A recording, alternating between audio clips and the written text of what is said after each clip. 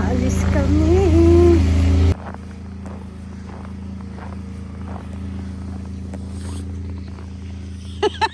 Nagdala ka ng kape, mag-ice yan mamaya.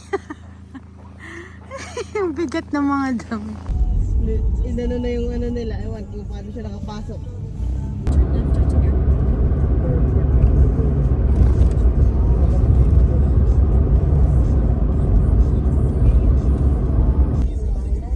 Laki. Parang palasyo. Tapos grabe sa loob niyan, ang gaganda kaya. Parang office ta siya.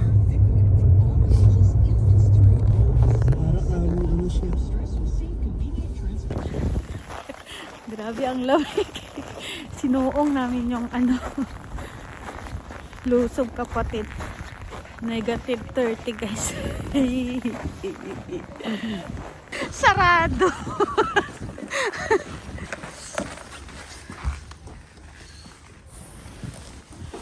Low siya guys pagpunta namin kasi sobrang lamig, negative 30. So si kuya nag-decide na lang na manood kami ng scene.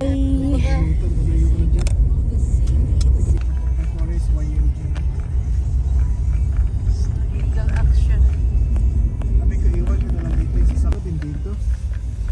Doon, baba naman ako ng Fort bus. McMurray Airport. Ayan.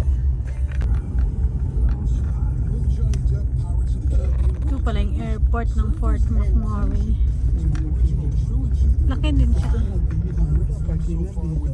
Wala. Papasok ka doon, magbabayad ka. Malaki din siya. Mas malaki pa to sa Kalibo ba.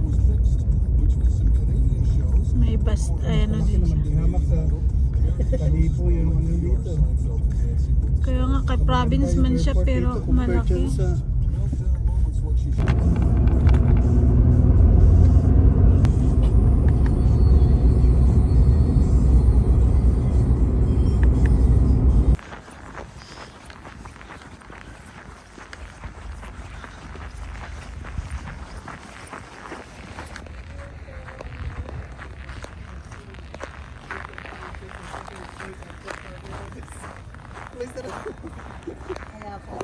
Ano? Pagdating na namin dito sa Landmark guys, sarado din. Kaya di kami nakapanood ng sine. Kaya nag-decide na lang kaming mag-lunch sa labas. Kasama yung friend nila kuya.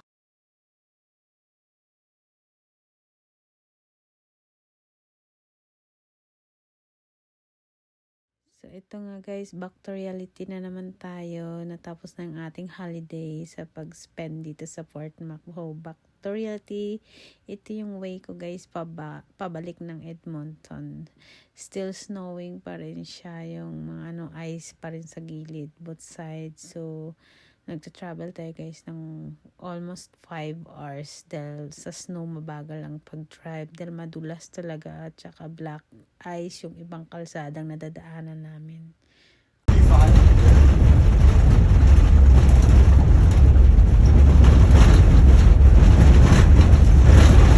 Finally, nasa Edmonton na tayo. Hanggang dito na ang ating vlog. Thank you for watching. Don't forget to like, subscribe, and share.